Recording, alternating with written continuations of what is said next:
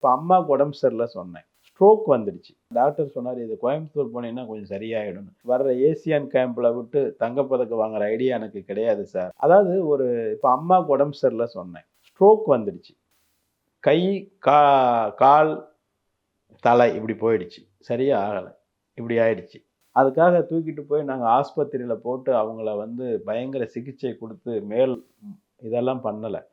அப்படியே கொடுங்க போதும் அப்படின்னு ஆஸ்பத்திரியிலேருந்து எடுத்துகிட்டு வீட்டுக்கு கொண்டு வந்து வச்சுட்டோம். நான் சொன்ன டாக்டர் சொன்னார் இது கோயம்புத்தூர் போனீங்கன்னா கொஞ்சம் சரியாயிடும்.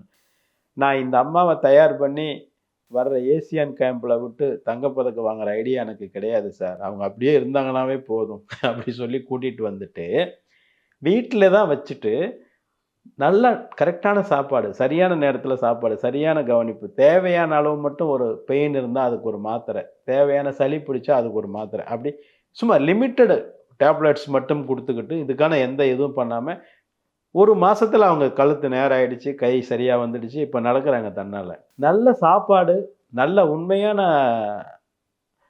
உணவு, உண்மையான இயற்கையான விஷயங்கள் கொடுத்தா உடம்பு ஏற்றுக்கும், அது ரெடி ஆகிடும்.